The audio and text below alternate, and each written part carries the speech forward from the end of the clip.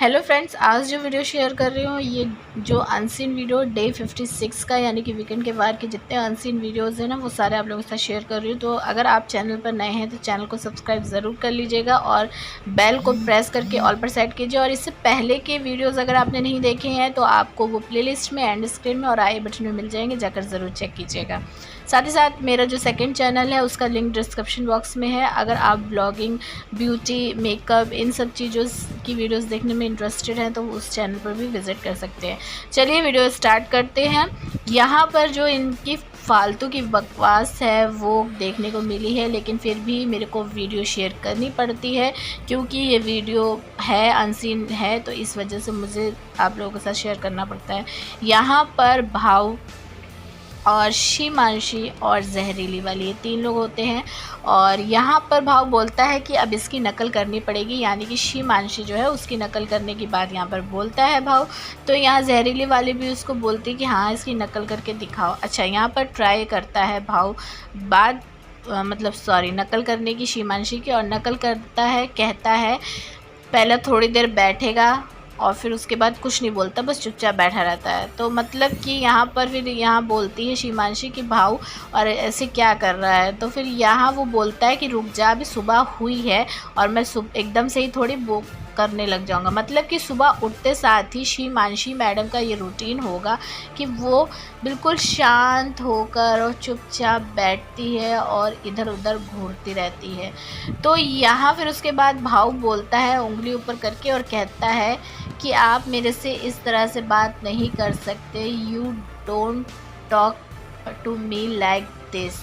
तो मतलब यहाँ पर ये जो टकलू के साथ बहस वगैरह हुई थी इसकी, और इसने ये जो वर्डिंग यूज़ करी थी वो उस तरह से भी बोलता है। बट यहाँ पर भाव जो है शीमांशी का जो सिग्नेचर आप कह सकते हैं स्टेप है या डायलॉग है कि लिसन डेयर वाला, वो नहीं बोलता। और मुझे कहीं ना कहीं ऐसा लगा था कि अगर नकल करने की बात थी तो सना को बुलाना चाहिए था, टकलू को बुलाना चाहिए था। उनसे बेस्ट नकल हाउ नहीं कर पा रहा था शीमांशी की, और अगर वो लोग आकर इसकी नकल उतारते तो मज़ा ही आ जाता। और साथ ही साथ जो मिर्ची लगती ना वो अलग ही मज़ा देने वाले थे इन लोगों को। तो दूसरा अनसीन जो है वो यहाँ पर छिपकली और विशाल और टकलू आप देख सकते हैं गार्डन एरिया में है, लेकिन यहाँ पर जो बातें हैं वो छिपकली और विशाल के बीच में होती है।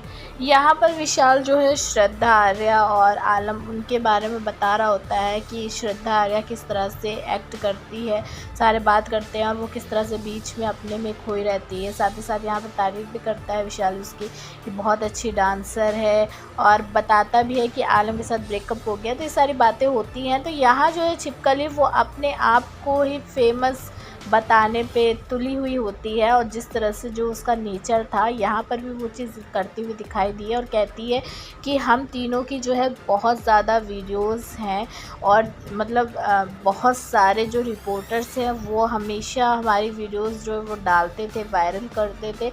और जैसे ही कोई ऐसा सॉन्ग्स ब्रेक वाला आता था, जो ब्रेकिंग वाला होता था, तो हम तुरंत उस पर वीडियो बनाकर और डाल देते थे, और मतलब ज़्यादा से ज़्यादा रिपोर्टर्स उसको कवर करते थे। तो इस तरह से अपनी ये जो पॉपुलैरिटी है उसके गुणगान यहाँ पर गाती हुई दिखाई दी है छिपकली।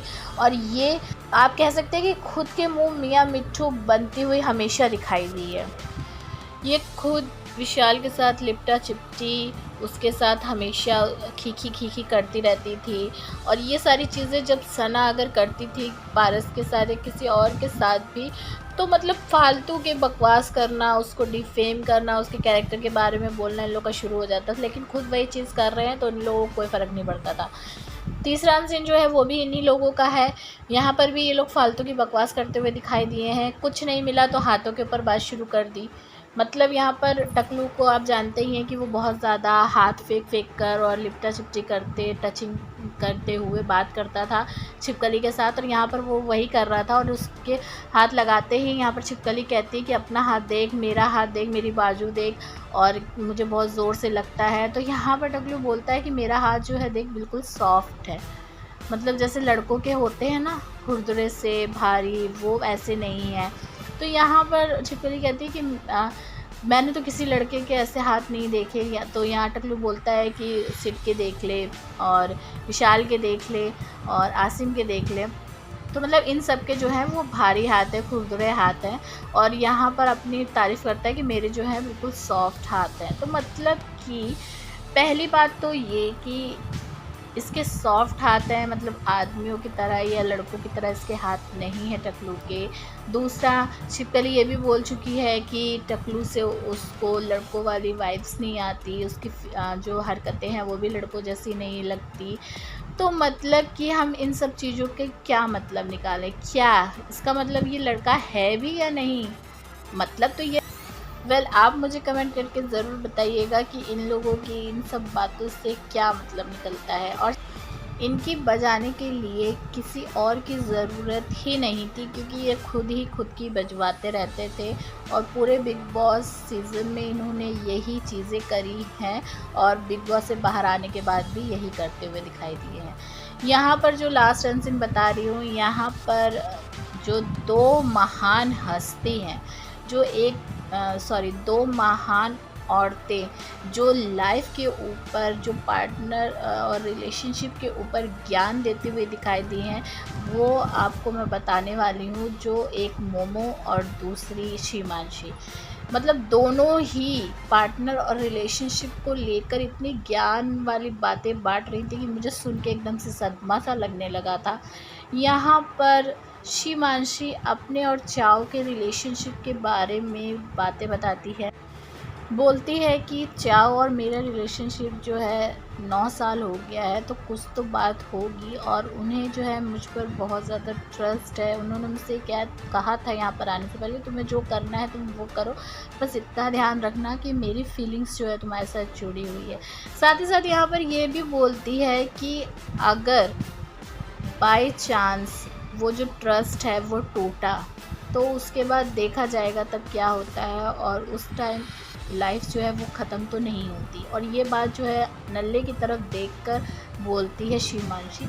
अच्छा, तो यहाँ जो इसकी बातें सुनी ना, उसके हिसाब से ये ऐसा लग रहा था कि इसको पता था कि बाहर जाने के बाद जो रिलेशनशिप है वो चाव के साथ इसका टूटना है, क्योंकि नल्ले के साथ जो इसकी अटैचमेंट है, इसको ज़्यादा अच्छे से पता था कि वो बाहर दिख गई होगी चाव को और उस चीज़ को लेकर वो रिलेशनशिप टूटेगा। और इसी वजह से शायद यहाँ पर इसने ये बात पहले से बोल दी कि वो जब टूटेगा ट्रस्ट तो फिर वो देखा जाएगा, लाइफ वहाँ पर रुकती नहीं है। ठीक है, पहला पॉइंट ये है। दूसरी बात कि मुझे ऐसा लगता है कि जो 9 साल का रिलेशन और 1 महीने का रिलेशन, 1 महीना भी क्या यार, 1 हफ्ते में ही इसने जो नल्ले के साथ है इतनी ज़्यादा अटैचमेंट बताई अपनी कि 1 हफ्ते में ही इसको बहुत ज़्यादा लगाव हो गया। प्यार ही आप कह लीजिए कि प्यार तक इनकी बातें पहुंच गई। और वो जो 9 साल का रिलेशनशिप था चाव के साथ, उसकी मतलब कोई कदर ही नहीं थी। तो मुझे कहीं नहीं लगता कि 9 साल का जब रिलेशनशिप होता है ना, तो यार उसको टूटने में बहुत ज़्यादा पेन भी होता है, साथ ही साथ उसको टूटने में बहुत ज़्यादा एक आप कह सकते हैं कि वक्त लगता है। तो ऐसा कुछ मुझे नहीं लग रहा था कि इसके साथ हो रहा था। मेरे हिसाब से ये चाव के साथ सिर्फ़ और सिर्फ जहाँ चाव रहता है वहाँ की सिटीज़नशिप के लिए थी, क्योंकि इसने खुद ये चीज़ बोली थी कि इसके पास वहाँ का वीज़ा है लेकिन इसको पीआर चाहिए। तो मेरे हिसाब से ये सिर्फ़ और सिर्फ 9 साल इसने इसीलिए उसके साथ गुजारे थे, ताकि ये जो है सिटीज़नशिप जो है वहाँ की वो ले सके। और मुझे ऐसा कुछ भी नहीं लगता कि इन दोनों के बीच में ऐसा कुछ इसकी तरफ से पर्सनल लगाव होगा, क्योंकि अगर होता तो वो पेन, वो दर्द, वो चीज़ यहाँ पर भी नज़र आती। और जो BB13 से निकलने के बाद जब ये दोबारा BB13 में आई थी, तो उस टाइम भी वो फीलिंग समझ में आती, दिखाई देती, लेकिन ऐसा कुछ नहीं हुआ था। बल्कि आने के बाद ये और ज़्यादा नल्ले के क्लोज़ हो गई थी और तो हाँ, और ये सारी चीज़ें हो गई थी। अगर इतना रियल होता चाव के साथ, तो ये वापस BB13 में नहीं आती नल्ले के सपोर्ट बनकर। तो ये वो 2 महान हस्तियां हैं जिनमें से एक ने अपनी रिलेशनशिप में अपने पार्टनर की बजा कर उसको छोड़ा, और दूसरे ने मौका मिलते ही छोड़ दिया। तो आप मुझे कमेंट करके ज़रूर बताइए आपके हिसाब से इन दोनों सेंटेंस में कौन सा किस पर फिट बैठ रहा है। साथ ही अगर चैनल पर आप नए, चैनल को सब्सक्राइब ज़रूर कीजिएगा, बेल आइकन प्रेस कीजिए, वीडियो को लाइक कीजिए, शेयर कीजिए और मिलूंगी अब आप लोगों से नेक्स्ट वीडियो में।